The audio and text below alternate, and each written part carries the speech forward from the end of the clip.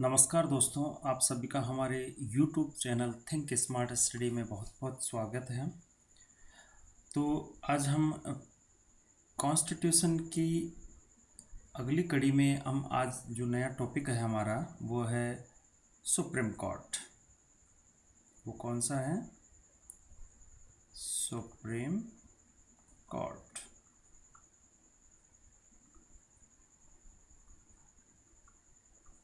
Next topic अपना कौन सा है? सुप्रीम कोर्ट यानी कि हाई कोर्ट।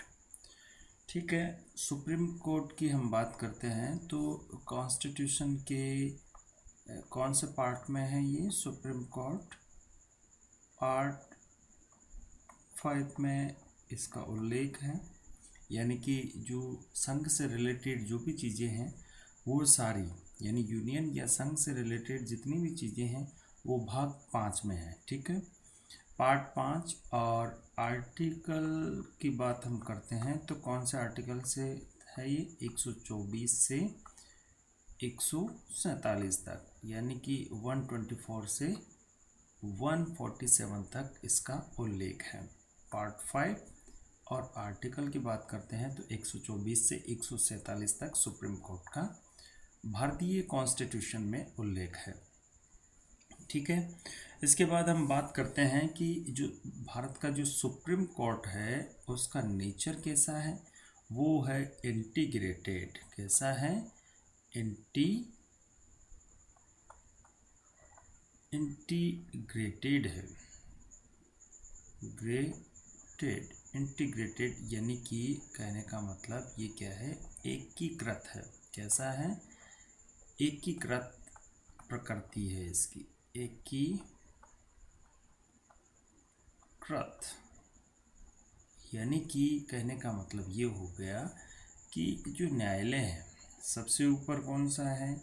वह है सुप्रीम कोर्ट। कौन सा है सबसे ऊपर? Supreme court. सबसे ऊपर जो हमारा न्यायालय है वह सुप्रीम कोर्ट है। उसके बाद है हाई कोर्ट जो स्टेट में होता है, और स्टेट में ही होते हैं दूसरे सबोर्डिनेट कोर्ट्स होते हैं, जो ये डिस्ट्रिक्ट कोर्ट या अधीनस्थ न्यायालय कहलाते हैं। यानी कि ये सर्वोच्च न्यायालय ये हो गए। सर्वोच्च के बाद में ये हो गए हाई कोर्ट, यानी कि उच्च न्यायालय। ये उच्चतम, ये उच्च न्यायालय, और ये अधीनस्थ न्यायालय। इनके नीचे भी होते हैं जो सेशन कोर्ट वगैरह, ये इस तरह के अलग अलग होते हैं, लेकिन सभी को सुप्रीम कोर्ट के अधीन ही काम करना पड़ता है। ठीक है, यानी कि यही इनके रूल रेगुलेशन बनाता है, इसीलिए इनको एकीकृत न्यायालय कहा जाता है। ये इनके जो फॉर्मेशन होता है वो वर्टिकल होता है, यानी कि नीचे से ऊपर की ओर पावरफुल होता है। यानी कि ये जो डिसीजन देता है इसके खिलाफ इसमें जाया जा सकता है, ये जो डिसीजन देते हैं इसके खिलाफ सुप्रीम कोर्ट में जाया जा सकता है, और यही क्या है? अंतिम न्यायालय है। ठीक है, तो सुप्रीम कोर्ट समझ में आ गया। ये क्या होता है? वर्टिकल होता है। कैसा होता है? वर्टिकल, यानी नीचे से ऊपर की ओर इसकी शक्तियाँ बढ़ती जाती है।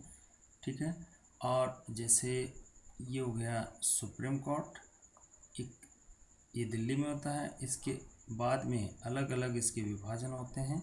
हाई कोर्ट ये लगभग 25 है।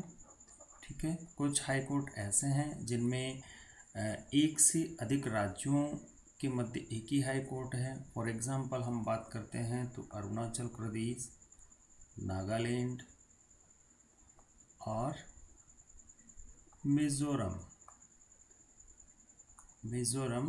प्लस आसाम। ये जो है ये गुवाहाटी न्यायालय के अंतर्गत आते हैं। किस न्यायालय के अंतर्गत आते हैं? गुवाहाटी न्यायालय के अंतर्गत आते हैं। तो इस तरह से ये टोटल हाई कोर्टों की जो संख्या है वो 25 है।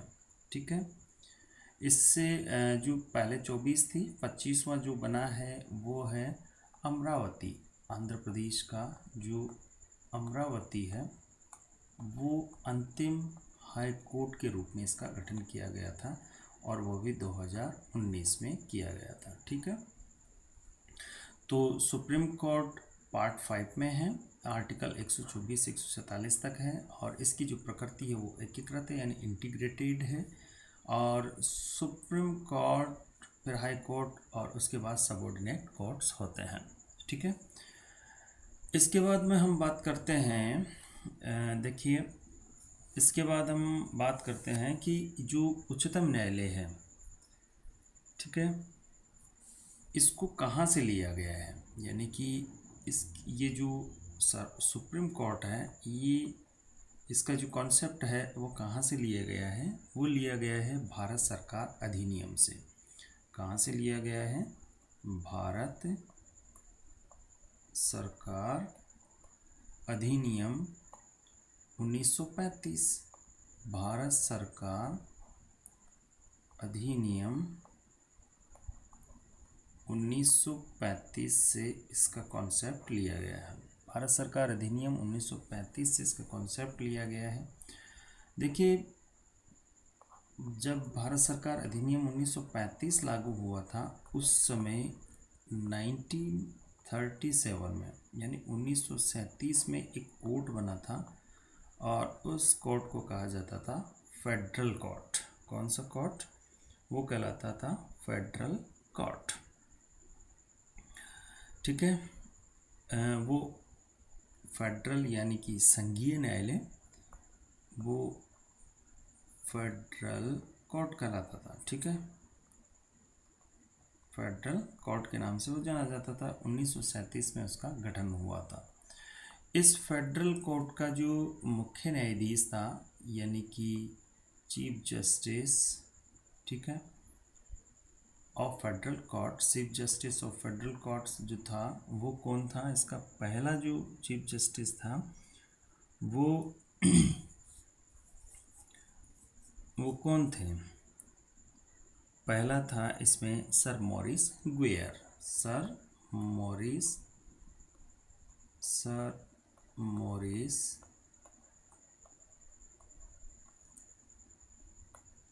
गुइयर। सर मॉरिस गुइयर इसके पहले chief justice of federal court थे। ठीक है, जो 1937 में बने थे। लेकिन ये जो कोर्ट था, कौन? फेडरल कोर्ट, जो भारत सरकार अधिनियम 1935 के तहत बना था, 1937 में जिसका गठन हुआ था, ये सर्वोच्च न्यायालय नहीं था। यानी कि फेडरल कोर्ट में डिसीजन होने के बावजूद भी अगर इसके खिलाफ भी आप जा सकते थे, और इसके लिए खिलाफ जाने के लिए आपको कहाँ अपील करनी पड़ती थी? लंदन के प्रिवी काउंसिल में इसकी क्या करनी पड़ती थी? इसके खिलाफ आपको अपील करनी होती थी। ठीक है, प्रिवी काउंसिल यानी कि जो सर्वोच्च जो सुप्रीम कोर्ट था भारत का, वो फेडरल कोर्ट न होकर कौन था? ब्रिटेन की प्रिवी काउंसिल ने इसका स्थान ग्रहण कर रखा था। किसका? सुप्रीम कोर्ट का। ठीक है, यानी कि सबसे टॉप पर ब्रिटिश काल में जब भारत सरकार अधिनियम 1935 के तहत फेडरल कोर्ट का गठन किया गया था, तो उस समय फेडरल कोर्ट एक तरह से सर्वोच्च कोर्ट न होकर भारत का सर्वोच्च तो था, लेकिन इसके भी विरुद्ध कहाँ पर अपील की जा सकती थी? Privy Council. जो प्रिवी काउंसिल कहाँ पे थी? लंदन में। ठीक है, अब बात करते हैं हम, ये हो गया, लेकिन इसमें कौन कौन रहे? ये सर मॉरिस गुइयर इसके chief justice of federal court रहे। क्या कोई भारतीय भी इसमें रहा? बिल्कुल रहा है, और वो कौन थे? एम.आर. जेकर। एम.आर. जेकर इसके सीजीआई रहे थे, यानी कि chief justice of federal court के चीफ जस्टिस रहे थे। ठीक है, कौन? एम.आर. जेकर रहे थे। ठीक है, इसके बाद में हम बात करते हैं एम.आर. जेकर के बाद में। देखिए, जो फेडरल कोर्ट थे उसके 4 जज रहे थे, 4 चीफ जस्टिस रहे थे। पहला सर मॉरिस गुइयर थे, इसके बाद भी कोई ब्रिटिश ही था, फिर एम.आर. जेकर, और फिर भारत के चौथे और अंतिम मुख्य न्यायाधीश बने थे हीरालाल जे कानिया। कौन बने थे? हीरा लाल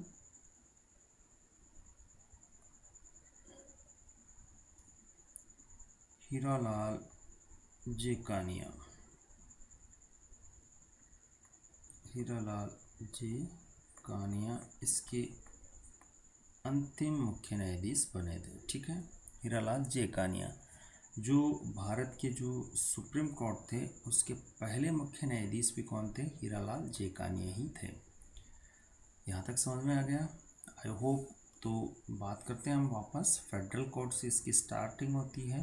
फेडरल कोर्ट 1937 में बनता है और 1937 में फेडरल कोर्ट की जो पहले सीजेआई थे वो सर मॉरिस गुइयर थे। उसके बाद भारतीयों की बात करते हैं तो एमआर जेकर इसके सीजेआई रहे। पहले भारतीय एमआर जेकर थे। ठीक है, संविधान सभा के सदस्य भी रहे थे। ठीक है, इसके बाद में हीरालाल जेकानिया इसके चीफ जस्टिस बने, किसके? फेडरल कोर्ट के। और ये चौथे और अंतिम फेडरल कोर्ट के मुख्य न्यायाधीश थे। और ये इन्हें ही बाद में जब सुप्रीम कोर्ट अस्तित्व में आया उस समय हीरालाल जेकानिया को ही सुप्रीम कोर्ट का प्रथम चीफ जस्टिस बना दिया गया। ठीक है, इसके बाद में हम बात करते हैं कि जो सुप्रीम कोर्ट है वो किस समय अस्तित्व में आया। थोड़ा सा सुप्रीम कोर्ट की हम पहले पृष्ठभूमि देख लेते हैं कि सुप्रीम कोर्ट जो शब्द है वो सबसे पहले कहाँ आया, यानी कि पहले सुप्रीम कोर्ट की कहीं स्थापना की गई थी ब्रिटिश काल में, बिल्कुल की गई थी। यानी कि ये 1773 में जो रेगुलेटिंग एक्ट था, यानी कि जो रेगुलेटिंग एक्ट था उस रेगुलेटिंग एक्ट के तहत किसकी स्थापना की गई थी? सुप्रीम कोर्ट की स्थापना की गई थी 1973 के रेगुलेटिंग एक्ट के तहत। लेकिन इसका जो क्षेत्र था वो सीमित था और ये इसके जो आदेश थे, इसके जो डिसीजन थे वो सिर्फ कलकत्ता तक ही सीमित थे। कहाँ तक सीमित थे? कलकत्ता तक ही इसके डिसीजंस सीमित थे। इसी तरह से जो हाई कोर्ट है, हाई कोर्ट का भी जिक्र किया गया था। ये 1861 या 62 में इसका गठन किया गया था। और ये कहाँ कहाँ किया गया था? जो मेन सिटीज़ थी इसमें बम्बई थी, इसके बाद चेन्नई थी, चेन्नई जिसको आज हम मद्रास कहते हैं वो मद्रास था, बम्बई, मद्रास और कलकत्ता। ठीक है, मुंबई, मद्रास और कलकत्ता में हाई कोर्ट की स्थापना की गई थी। इसके बाद में 1866 में इलाहाबाद हाई कोर्ट की स्थापना की गई थी। ठीक है, इलाहाबाद हाई कोर्ट की स्थापना की गई थी। 1861-62 में बम्बई, मद्रास और कलकत्ता में की गई थी और 1866 में इलाहाबाद में हाई कोर्ट की स्थापना की गई थी। ठीक है, तो यहाँ तक मैं समझता हूँ कि क्लियर हो गया होगा। अब बात करते हैं हम कि सुप्रीम कोर्ट की आवश्यकता क्यों पड़ी। सुप्रीम कोर्ट जो फेडरल कोर्ट का ही एक तरह से क्या है, मतलब भारत आज़ाद होने से पहले फेडरल कोर्ट था और उसी को सुप्रीम कोर्ट के रूप में भारत ने एक्सेप्ट कर लिया। ठीक है, उसी के रूप को सुप्रीम कोर्ट के रूप में एक्सेप्ट कर लिया। ये क्या करता था सुप्रीम कोर्ट, यानी कि जैसे यूनियन यानी कि संघीय सरकार और स्टेट गवर्नमेंट के बीच अगर कोई विवाद होता है तो उसमें ये क्या करता है, पहल करता है। ठीक है, उनके बीच विवादों का सुलझाना या उनको सुलझाने का कार्य कौन करता है? सुप्रीम कोर्ट करता है। ये इसका क्या है, आधिकारिक न्यायिक क्षेत्र है। ठीक है, यानी कि या दो से अधिक कोई राज्य हैं उनके बीच किसी तरह का विवाद है तो उसका सॉल्यूशन करने के लिए सुप्रीम कोर्ट आगे आएगा या सुप्रीम कोर्ट ही उनका डिसीजन करेगा। ठीक है या फिर सुप्रीम कोर्ट का जो गठन किया गया था वो इसलिए किया गया था कि हाई कोर्ट के जो फैसले हैं यदि उनमें किसी तरह की कोई त्रुटि होती है तो उनका अंतिम न्याय कौन करेगा, सुप्रीम कोर्ट करेगा। प्लस सुप्रीम कोर्ट को ही क्या बनाया गया था, इंडियन कॉन्स्टिट्यूशन का क्या बनाया गया था, गार्डियन बनाया गया था। यानी कि सुप्रीम कोर्ट ही क्या है, इसका कॉन्स्टिट्यूशन का संरक्षक है। ठीक है। इसके बाद हम बात करते हैं कि सुप्रीम कोर्ट की जो स्थापना है वो कब हुई थी। यानी कि देश आज़ाद हो गया 15 अगस्त 1947 को देश आज़ाद हो गया 1947 में। इसके लगभग 3 साल बाद यानी कि 26 जनवरी को तो क्या हुआ, देश का कॉन्स्टिट्यूशन लागू हुआ। और 28 जनवरी 1950 को सुप्रीम कोर्ट का गठन कर दिया गया, जिसके जो प्रथम सीजे आए थे वो किसे बनाया गया था, हीरालाल जेकानिया को बनाया गया था। जो हीरालाल जेकानिया फेडरल कोर्ट के अंतिम व चौथे न्यायाधीश थे।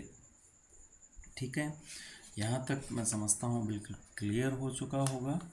अब हम बात करते हैं कि उच्चतम न्यायालय की जो से संबंधित यानी सुप्रीम कोर्ट से रिलेटेड जो क्या है, सुप्रीम कोर्ट से रिलेटेड आर्टिकलों के बारे में हम चर्चा करते हैं। एक एक करके हम चर्चा करेंगे। पहले हम सीमित रूप में देख लेते हैं कि आपको पता है कि भाग 5 के आर्टिकल 124 से 147 तक 124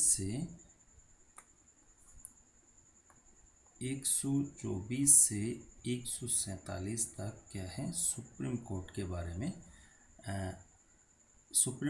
बारे में इसका उल्लेख है। संविधान के आर्टिकल 124 से 147 तक हम बात करते हैं। सबसे पहले आर्टिकल 124 में, तो 124 में दिया गया है कि उच्चतम न्यायालय की स्थापना और गठन, यानी कि सुप्रीम कोर्ट की स्थापना और उसका गठन किस प्रकार से किया जाएगा उसके बारे में इसमें उल्लेख है। 124 में क्या है, सुप्रीम कोर्ट की स्थापना कैसे की जाएगी और उसका गठन कब होगा। तो स्थापना 28 जनवरी 1950 को कर दिया गया था और गठन से रिलेटेड जब हम इसके बारे में विस्तार से पढ़ेंगे तो एक एक को हम देखेंगे।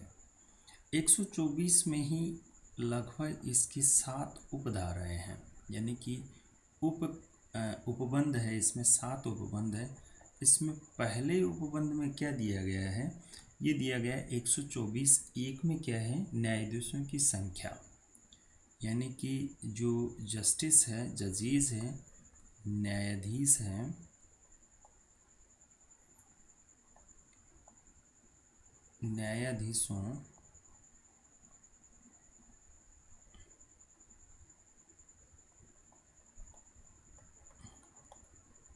न्यायाधीशों की संख्या, इसका डिसीजन कौन लेगी, न्यायाधीशों की संख्या का डिसीजन कौन लेगा, इसकी संख्या का डिसीजन कौन लेगी, संसद लेगी। कौन लेगी, संसद। ध्यान रहे सुप्रीम कोर्ट के न्यायाधीशों की हम बात कर रहे हैं, जबकि हाई कोर्ट के जो जज है उन जजों की संख्या का डिसीजन कौन लेता है, वो लेता है राष्ट्रपति। कौन लेता है, राष्ट्रपति। ठीक है, कन्फ्यूजन क्लियर हो गई होगी। सुप्रीम कोर्ट के जजों की संख्या में अगर वृद्धि करना है तो कौन करेगा, संसद करेगी। लेकिन हाई कोर्ट के जजों की संख्या में अगर वृद्धि करना है तो कौन करेगा, राष्ट्रपति करेगा। तो सुप्रीम कोर्ट के संविधान के आर्टिकल 124(1) में न्यायाधीशों की संख्या कौन निर्धारित करेगा उसके बारे में उपबंध है। अब बात करते हैं 124(2). 124(2) में क्या है, 124(2) में ये है कि न्यायाधीशों की नियुक्ति, जो अपॉइंटमेंट है वो कौन करेगा इनका, न्यायाधीशों के अपॉइंटमेंट कौन करेगा, वो करेगा राष्ट्रपति, प्रेसिडेंट। कौन करेगा, प्रेसिडेंट करेगा। कौन करेगा, अपॉइंटमेंट कौन करेगा, प्रेसिडेंट करेगा। 124(3) 124(3 की हम बात करते हैं तो इसमें न्यायाधीशों की योग्यताएं क्या होगी उसके बारे में है। क्या है, एलिजिबिलिटीज क्या है, यानी कि योग्यताओं की बात है।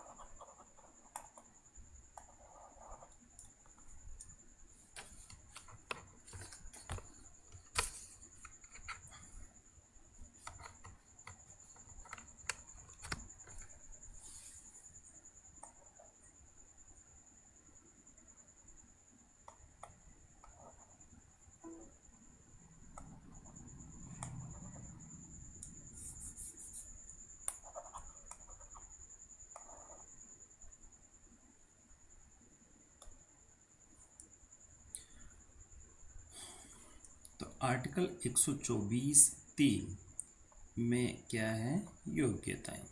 क्या है, योग्यताएं। किसकी, जजों के अपॉइंटमेंट की योग्यताएं क्या होगी।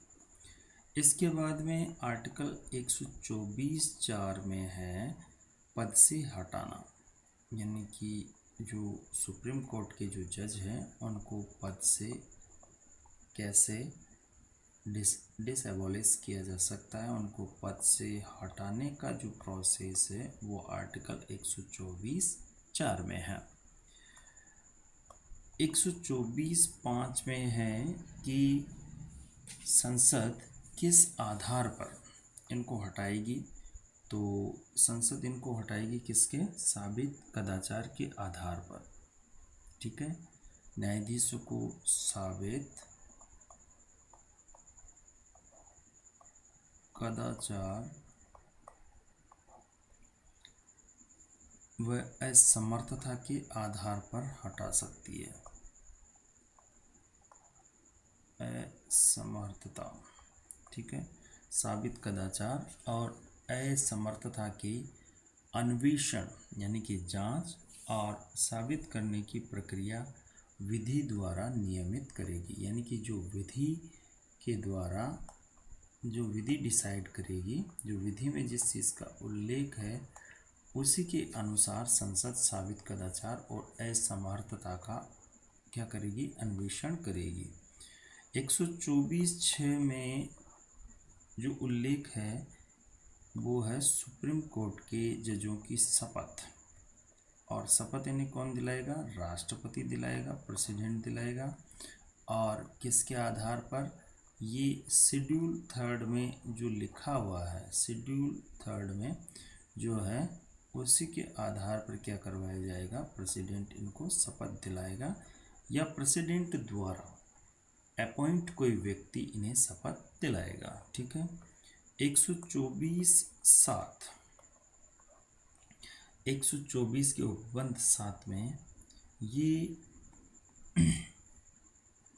ये उपबंध है, ये लिखा हुआ है कि सुप्रीम कोर्ट का कोई भी जज, सुप्रीम कोर्ट का जो जज है, सुप्रीम कोर्ट का जज, सुप्रीम कोर्ट का जो जज है वो किसी भी प्राधिकारी का समक्ष, किसी भी प्राधिकारी यानी भारत का कोई भी अधिकारी उसके समक्ष क्या नहीं करेगा, किसी तरह का कोई वर्क नहीं करेगा, कोई कार्य नहीं करेगा। ठीक है, तो इस तरह से ये आर्टिकल 124 में है। 124 में स्थापना और गठन के बारे में लिखा हुआ है। 124(1) में न्यायाधीशों की संख्या वो कौन डिसाइड करेगी? संसद करेगी, जबकि हाई कोर्ट में राष्ट्रपति करता है। इनके अपॉइंटमेंट की बात करते हैं तो कौन करेगा? प्रेसिडेंट करेगा। आर्टिकल 124(3) में इनकी योग्यताएं हैं। 124(4) में पद से हटाना, किस प्रोसेस से इनको हटाया जाएगा। और 124(5) में जो इनके विरुद्ध साबित कदाचार या असमर्थता का जो जांच की जाएगी वो संसद के द्वारा विधि अनुसार की जाएगी। आर्टिकल 124(6) में शपथ का उल्लेख है, जो कौन दिलाता है इनको? राष्ट्रपति दिलाता है। और इस शपथ का जो प्रारूप है वो कहाँ पे है? वो है अनुसूची 3 में। आर्टिकल 124(7) में ये लिखा हुआ है कि सुप्रीम कोर्ट का जो भी रिटायर्ड जज है या कोई अन्य जज हैं वो किसी भी सरकार के या किसी भी भारत के प्राधिकारी के अधीन या समक्ष कार्य नहीं करेगा। ठीक है, तो यहाँ तक बात हो गई 124 तक की। ठीक है, 124 में 7 उपबंध हैं, यानी कि 7 धाराएं हैं, 7 सब आर्टिकल्स हैं, उनके बारे में हमने चर्चा की। इसके बाद हम आर्टिकल 125 की हम बात करते हैं। तो आर्टिकल 125,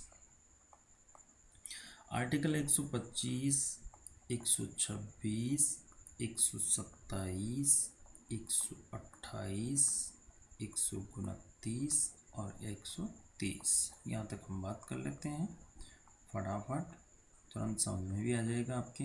आर्टिकल 125, 125 में है न्यायाधीशों का वेतन।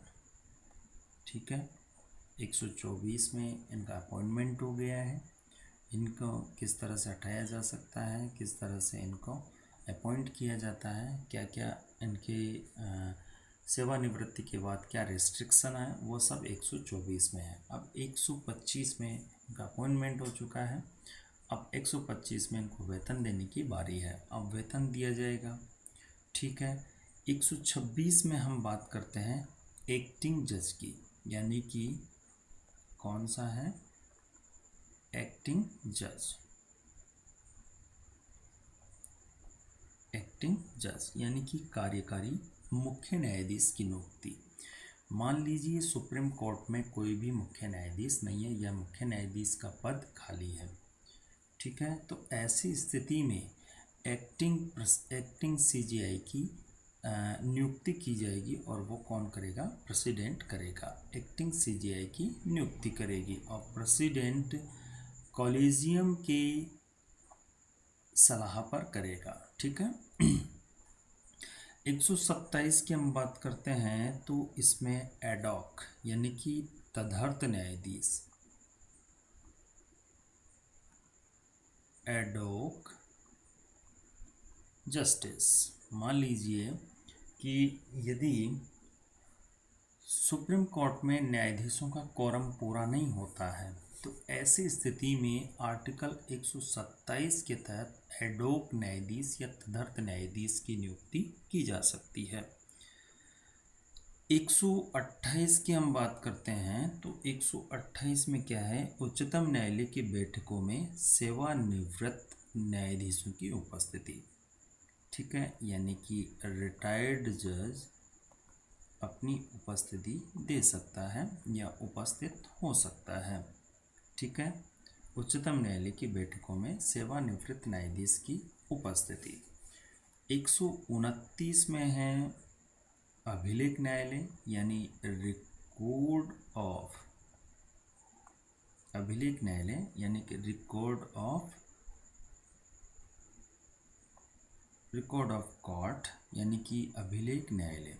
सुप्रीम कोर्ट के जो डिसीजन होंगे, जो भी डिक्रीज होगी, जो भी केसेस होंगे, उनकी सुनवाई के पश्चात वो क्या बन जाएंगे? एक तरह से अभिलेख बन जाएंगे और जो उसके अधीनस्थ न्यायालय हैं उन निर्णयों की क्या करेगी? उन निर्णयों को फॉलो करेंगे और उन्हीं के आधार पर डिसीजन देंगे। 130 में है seat of supreme court, seat of उच्चतम न्यायालय का स्थान। ठीक है, तो उसका स्थान क्या होगा, यानी कि नई दिल्ली। ठीक है, ये है 125, 126, 127, 128, 129, 130। 125 में वेतन, 26 में एक्टिव जजेस, 27 में 127 में एडहॉक जजेस, 128 में रिटायर्ड जज जो उच्चतम न्यायालय की बैठकों में भाग ले जा सकता है। और अभिलेख न्यायालय, सुप्रीम कोर्ट क्या है, एक अभिलेख न्यायालय है, उसका उल्लेख 129 में है। 130 में सुप्रीम कोर्ट का जो स्थान होगा उसके बारे में जिक्र है।